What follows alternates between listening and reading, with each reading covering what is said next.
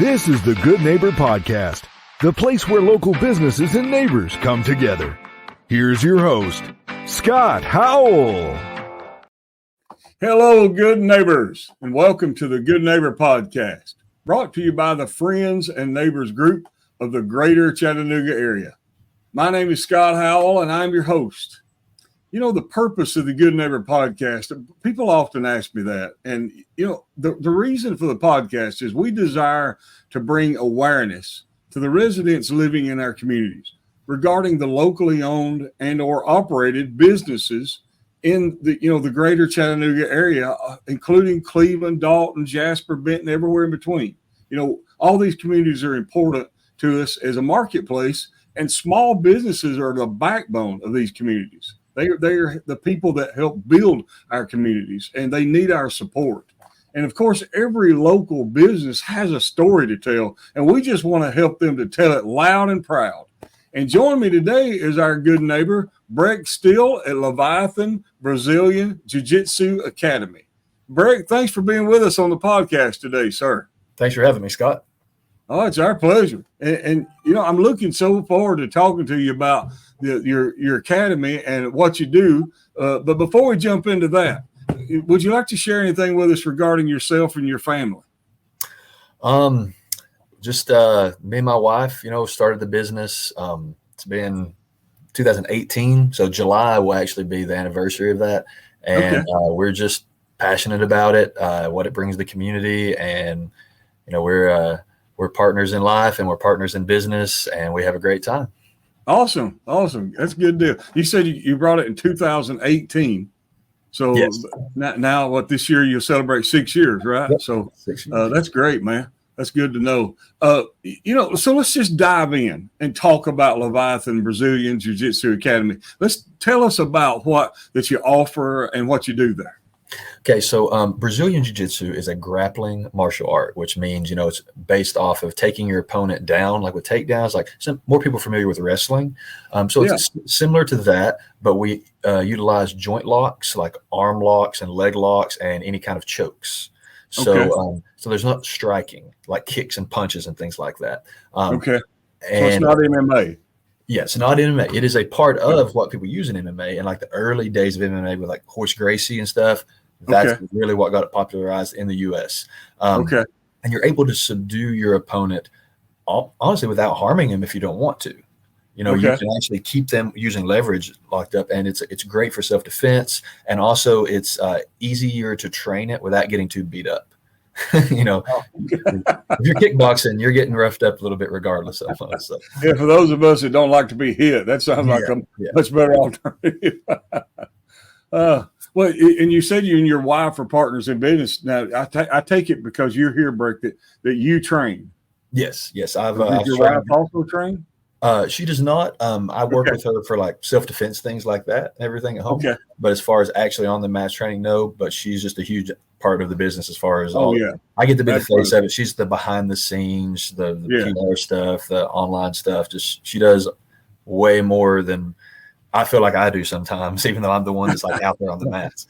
If she didn't do what she did, there wouldn't be time for you to train, would there? You'd be doing everything else. Yes, exactly. Yeah, I understand. So are you the sole trainer? Yes, I'm the head instructor. I do have, though, a coaching staff that I am so grateful for. We actually have a total of 9 black belts at Leviathan Academy, which is very rare for a town the size of Cleveland in our area. And most of these guys I've trained with personally for over 10 years or more. So plus the other, lower belt coaching staff, it's very helpful to have all that. That speaks well of you and what you do, because those people want to work with you, so that's awesome. So tell us about, Breck, tell us about your journey, Breck. How did you come to be part of jiu-jitsu and then owning your own academy? Okay. Well, back in 1991, which was quite a while back, I started like traditional Shotokan Karate. I love martial arts as a kid, always, watching Van Damme and all these people, and then I started karate, and from then up through high school, I competed heavily. I went to the Nationals, Junior Olympics, Pan Am's, World Cup, all that kind of stuff. And then I started wrestling in high school to learn some grappling, and, went to Cleveland State, college, all that. Met my wife, and we've been together for a few years. And it's funny, I always like to joke around about this. She told me I needed a hobby. We got along great, but she said I needed a hobby. And she knew I was just pretty much a lifetime martial artist, and she knew I missed it, but there just wasn't anything more in the area for me that I wanted to do. And then someone moved here from Florida and started a jiu-jitsu gym. So I was like, oh, and it kind of was interesting, and she said, go check it out, because something I always wanted to do. So I went up there, talked to the guy. And so that next week I started doing Brazilian Jiu-Jitsu and Muay Thai kickboxing. They taught that as well. Yeah. And it was, I've went through, I've had 2 different instructors. At one point I wanted to take my training to the next level and started going to Knoxville to train with Samuel Braga, who's a multiple-time world champion. He's awesome. Oh, wow. And he's another one that really kind of helped me get actually into the business end of owning. Okay. Yeah. I've got a friend that trains in how you say it, Muay Thai? Yeah, Muay Thai. Yeah. Muay Thai, yeah. I'll say that wrong. And so I think all that's awesome. All that martial. I wish when I was young, I could have got involved like you, different things like that. But I was also a Seagal fan and a Van Damme fan and all those guys, so I was actually a Bruce Lee fan, a little bit older than you, Brad. All about Bruce Lee, yeah. That's the thing, Scott. You're never too old for jiu-jitsu. Really? Okay. It is a timeless martial art. I have people of all ages that have been doing it for years or starting. As long as you're luckily able-bodied enough, you can do it as long as possible. Oh wow! Well, I didn't realize that. I guess I kind of thought I might have aged out on that, but that's good to know. That's good to know for all our listeners out there. That regardless of your age, as long as you're physically able to get on the mats and go through what you're going through, that's good to know, Breck. Thanks for sharing that with us. Speaking of that, myths and misconceptions, that was kind of the next thing I was going to ask you. What do you find that are there myths and misconceptions about what you do when people are maybe a little intimidated to train in jiu-jitsu?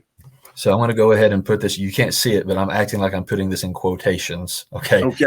I need to get in shape before I start. Okay. People always say, well, I need to get in better shape before I start. And I don't like that term anyway, because what exact shape are you trying to get into here? It's different for everyone.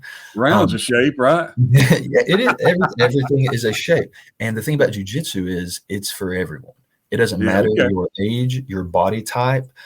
There's so many moves and so many systems that we can cater it to your actual body type, and you can be very successful. There's all kinds of weight classes, age divisions, skill levels, so you can compete at a very high level.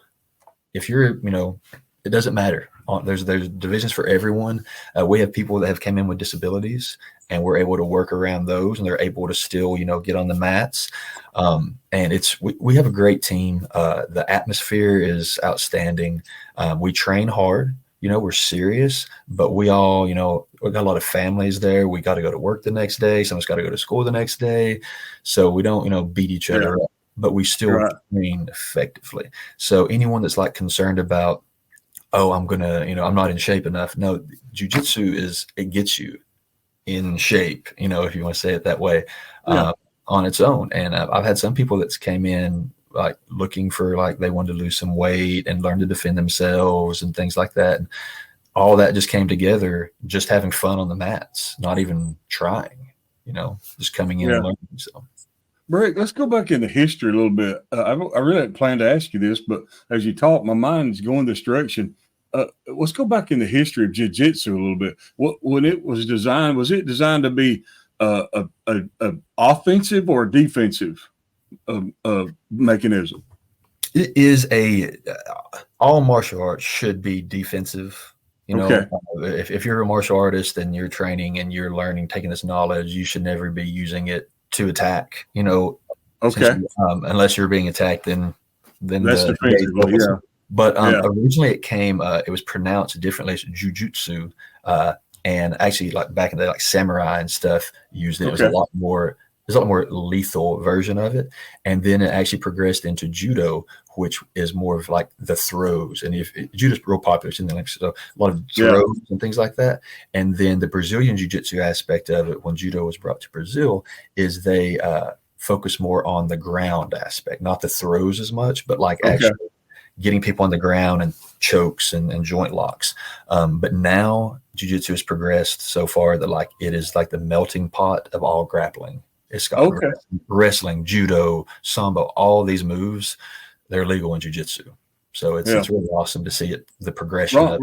Ronda Rousey kind of made judo famous, as far as a lot of people didn't know what it was. A lot of the people that weren't in the martial arts world, they made a big deal about her throws and stuff like that. So, but Jiu-Jitsu, you said it's kind of a melting pot of all that. So, but it's also designed to be a more safe, as far as a sport goes. It's more of a safe sport. Yeah, it's they call it the gentle art. Which is kind of fun because you're going to get a little banged up, you're going to get a little bruised up, you're rolling around the mat, but you can. The way I would put it is, you can go into a world championship jiu-jitsu match, and walk out of it feeling totally fine, maybe a little tired, but you're not going to go to a world championship boxing match, even if you're the best in the world, and not get a little banged up. Probably, you're going to lose bloody nose or something, black eye or something. You're going to get there's an exchange there, and for self-defense, that's not the exchange you want. Exactly. The puncher's chance, they can just throw a hand, and if it hits you, you could get knocked out. There's not the grappler's chance. There's not like they're not going to pull off some submission on someone that knows what they're doing and they don't have a clue. You're always going to have that advantage. So Brazilian Jiu-Jitsu is definitely not a street brawl. In other words, where you're just out there, just trying to totally attack someone. And so, that's good to know, because, parents that have children, they want them, especially parents that want their kids to be able to defend themselves. They want them to be able to defend themselves if somebody attacks them, but they don't want to see them come home every night from the academy, with the swelled up eyes. And I'm glad you said that, actually, because especially for kids, we have a very large kids program. Great. And there's some nights we'll have 40 something kids on the mat. Wow. And luckily I have several assistant instructors that are there to help out. So the kids are all getting a lot of attention. It's not just me with 40 kids, and they're like, not everyone gets help.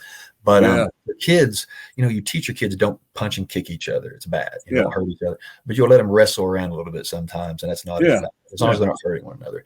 So they're like little sponges anyway. So when you teach them a method to that wrestling around, they take to it so quick. Because I was a kid doing traditional karate, and I also helped instruct when I was a teenager. And the attention span for traditional karate like that, like they're by themselves doing the forms and stuff.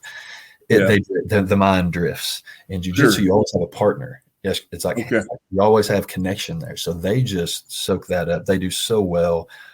And also, there have been some incidents where some parents have told me at school, like someone has kind of bullied their kid and like grabbed them and like just kind of roughing them up, and they were able to just kind of pin them down without hurting them until a teacher could come and take care of it. And they did not, they didn't get in trouble. They defended themselves without harming someone, and that's kind of the beauty of it. You're able to do that if you want to.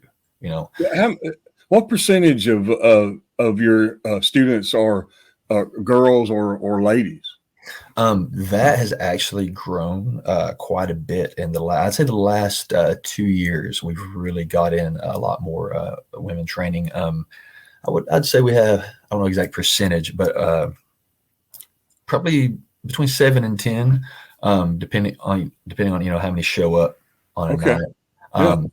And then some of them are students, so they go home for the summer and come back, because we're just right up the block from Lee University. We actually do women's self-defense seminars like in the spring and the fall. Our first one we ever did, we had 30 women show up. I was like, wow, this is awesome. We did a special women's self-defense seminar for the Lee women's soccer team before we went overseas on a trip. It went really well. So we do have women of different levels too. We have someone that's been training for a few years now with some skill set. So, well, I'll tell you, like I told another gym, they told me they put on a women's defense. There's one in Chattanooga.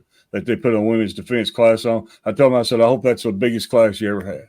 Because I tell you what, all the crimes and stuff that's going on now against women, little girls, I think they should all learn self-defense from an early age. Yeah. I think they should all learn how to protect themselves. So I applaud you for doing that. Yeah, the first thing I always say on every women's self-defense seminar is that I'm sorry that we even have to have a thing called women's self-defense. Absolutely. It's to single that out, it's really, a shame. But I love to see them coming in kind of timid, and when they walk out the door smiling, like having a bigger sense of confidence. Kind of flexing on the inside. Yeah, and they're not going to be able to do everything they learned that day. Right. But if they take a few tools from that day and ever need to use that, and I tell them too, you don't have to come train jiu-jitsu with me. You can if you have friends that are here with you today, y'all can go to each other's houses and review this stuff. I'll send you a list of the things we covered, and you can review it at home. Just just stay aware of it. That's important. I mean, there's just too much stuff going on in the land today. People are getting away with crap. It's just too many bad stories. But I like to talk for a minute about outside the business a little bit. Breck, what is your wife's name? I apologize. I should have already asked. My wife's name is Brittany. Brittany. So what does Breck and Brittany do for fun when y'all are not working on the business at the academy? Well, I also work full time during the day. Okay. I work 10-hour days and then do the academy in the evenings. So I don't have as much time as I wish I did. But when we're, not doing that, we are trying to relax for one. We love to just relax. But we have dogs and stuff. So we love to spend time with our dogs, but going hiking, swimming, anything like that. We love to travel. We just had our anniversary on May the 20th. Happy anniversary. Thank you. 18 years. So, oh, wow. So we try to travel when we can. It's not always easy with the business, but we love just to get out there and, go to the beach or go travel somewhere to the mountains and, just hang out and be together. Well, if you like hiking, you're definitely in the right part of the country, right? Definitely. I mean, because the whole Chattanooga region is just full of good hiking. For sure. Hiking, kayaking, everything. It's right. Yeah, I love kayaking. Yeah, absolutely. So tell me a moment, Breck. What do you, if you look back over your life, you've been married for 18 years. Obviously, I'm not going to ask your age or not, but obviously you've had some experience in life at this point, and you've been involved in this sport. But can you look back and see anything maybe that you went through in life, if you want to call it a hardship or a life challenge or whatever label you put on it, that now that you look back and you came through it and you say, I'm better and I'm stronger because of what I went through. Share, if you got anything you can share with people. Yeah. I can say something, for the business and also for myself personally. For the business, when COVID hit, that was tough because we're a contact sport. Yes, absolutely. Like that's not like you can just stand in one spot and do it by yourself, really. Right. So we had to completely shut down. Everyone had to completely shut down, but it took a long time for us to be able to get back to it, which I understood. Everyone's people were nervous at first. Yeah. Everyone's safety was the key thing there. And then as it gradually opened back up, we were able to do some like solo, like tape off the mat, and like you could do movements by yourself, just body movements, which is very tedious and boring, but people were just dying to do anything, and that was allowed. So we'd have our mask on and separate, and only so many people could be there, and just trying to provide a service. And my team did so great to like help us with like still some that were able to still pay some of their monthly dues just to kind of help us, keep the rent paid, keep the roof over their heads, Sure. Tough time. Yeah. So that went well, actually. We never had to close. Once we got open back up, there was never any cases that came from the gym. So we were able to keep the business going, luckily, and no major illnesses or anything too bad from anyone at the gym. So that was good. And personally, it would be my mother-in-law. She passed away a few years ago, and she was like me and my wife, third amigo. We were like, she was our number one supporter. And she was actually our number one supporter of the gym as well when we first started. Her name was Mary Jane Cross. She, we only had a handful of students when we started, and she would always want to try to, make little donations here for like the utility bill, or here, just take this just in case, whatever. Yeah. And just anything she could do to come help clean or tell people about it. And, she's just a great woman, and we missed her a lot. So we lost her, and that's been really hard. It's still hard. But knowing how proud she was of us and the gym and everything, I want to get a little memorial thing made for her soon, to put like on the wall. Yeah. And That'd be awesome. Yeah. She was a very awesome lady. So that losing her was huge for us, it's still something hard to deal with, but it's, it's just, you get stronger and you learn to deal with things, and then you're able to, progress in life and learn to deal with those things. Absolutely. She would want us to be stronger. So we are. Well, my condolences to Brittany and Breck, because I know that your mother-in-law, her mother.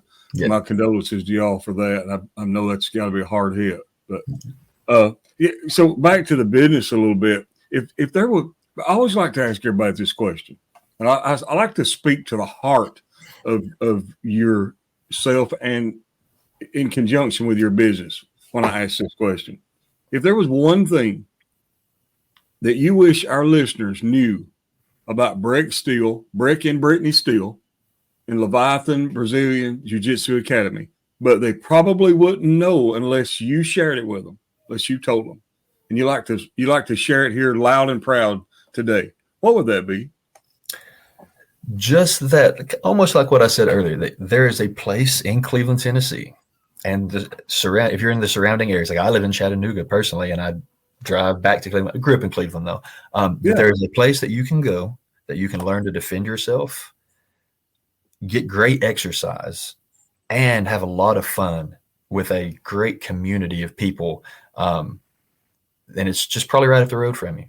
Okay. It's, we have family plans. We make things very affordable for everyone. We have so many families of like husband, wife with like 3 kids, and they all train. And like we're going to have a big like 4th of July thing, and like everyone's invited kind of thing. Like it is like a community. And like when you go out of town for a week, like we just went on our honeymoon, I miss the people. I miss seeing them. They're like my friends. I speak with friends. Yeah. So it's a great, some people like are looking for that community, they don't really have it, and some things. So it's just great. It's great for all those things. We have a great time, and we all trust each other doing these dangerous moves. You can injure someone, but we all trust one another, and we're able to do it. So if we ever need it in life, it's there and we're ready. Yeah, that's amazing, man. Whole families there doing it. That's wonderful. I wish I could have been involved in something like that from my youth. That would just been awesome. But like you said, it's not too late.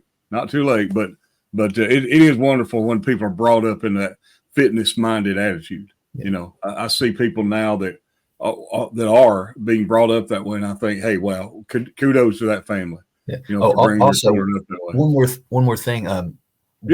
We're very like family oriented, so we have a large seating area. Like we've got couches and chairs lined along. We've got like a 4,200 square foot building. We've got a lot of seating, and we've got parents, grandparents. they always want to come see the kids and everything training. Sure. So we try to like have a lot of seating for people like that, and to see these parents and grandparents see what these kids are capable of, and see the look on their face when they're hitting some of these moves. It's priceless. Yeah. And then sometimes the parents are like, I think I'll try that. And it's really awesome to see that, and just how like the families have grown in it. And we also have a homeschool program. Because Cleveland has a big homeschool community, and one of my instructors teaches it. It's just a 1 time a week thing, but for them to get kind of like their fitness in, it's going great. There are 20 something kids in that class normally every week. Wow.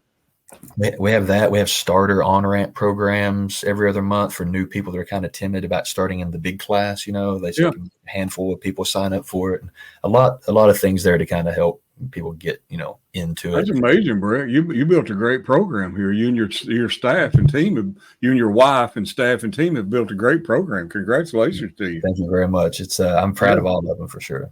And I want to give a space here for you to tell us how that people can learn more, whether online or offline, and how they can reach out to you as well.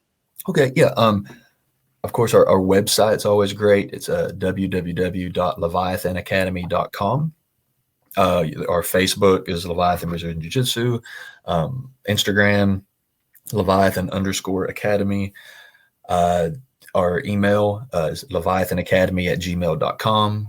Phone number is 423-322-9984. You can email me, call me, leave a voicemail if you call, though, because I got to filter out all the, the spam. Text messages are great too. I can always get to those because also I work during the day, so it's easy to just read those text messages. But I also have a YouTube channel. It's called Still Rolling, STILL Rolling, and it's got a lot of just me competing, things at the gym, and all the techniques that I teach. I actually upload on that channel because it's hard to remember all the stuff you learn. So you can go back and review it's like a little encyclopedia of the moves you're learning. You can go back and see those details and stuff, if you're at home studying or something like that. So those are some good ways to get in contact with us. We're at 450 Broad Street in Cleveland Southwest, 37311. We're right across from the fire hall there off Broad Street as you're going out towards the Blue Springs. Okay. All right. And then one other quick question. So you say you got all these couches. If somebody was just kind of interested and they just kind of wanted to come watch before they signed up, do you allow that? Definitely. We also everyone gets 2 weeks for free to try it out. Oh, wow. Cool. So our full schedule, you can come to as many classes as you want for 2 weeks for free. Actually, we've been running a special till the end of June that it was from 1st of April to end of June that any woman trains for free till the end of June. Wow. And then anyone from 15 to 25 years old trains for free for those 3 months. It's kind of like a spring out of school special thing. Sure. Just to get them in there and, but everyone else gets 2 weeks for free to try it out. Anytime, that's the entire family. If you got 4 people in the family, we do family plans too. Like that'll let those the younger people and the ladies kind of get rid of that intimidation factor. Yeah. That's awesome, man. Hey, it has been a pleasure meeting you today and hearing all about, Leviathan Brazilian Jiu-Jitsu Academy, and our well wishes to you and Brittany and your continued success in your program, buddy. Thanks for being on the podcast today. Thank you so much, Scott. It was my pleasure to be here. Thank you very much. Yeah, absolutely. And to all the good neighbors of the greater Chattanooga region, after meeting Breck and learning more about the academy there, I know he hopes you'll take a moment to consider all they have to offer. And wow, I mean, they've got a lot to offer, and all kinds of family programs, homeschooling programs. Right now, they've got the specials going where women and teenagers up to 25 can try it for free, and just all these things. I mean, a lot going. If you didn't catch this whole podcast, go back and re-listen to the entire thing. A lot going on, but contact them the various ways they've mentioned online, offline, and check them out. Go nothing else. Go pull up a seat on the couch and watch and see if you think it's for you. You never know. You might be surprised. And before ending this episode, I'd like to thank you all, the listeners, for taking time out of your busy day to visit with us at the Good Neighbor Podcast. And always remember to support the locally owned and operated businesses in the greater Chattanooga area. As I like to say, from Cleveland to Dalton, from Jasper to Benton, every little business is important. And we thank you, everyone, for being with us today. This is Scott Howell with the Friends and Neighbors Group. Everyone go out and make this a remarkable day. Thank you for listening to the Good Neighbor Podcast. To nominate your favorite local businesses to be featured on the show, go to gnpcleveland.com. That's gnpcleveland.com or call 423-380-1984.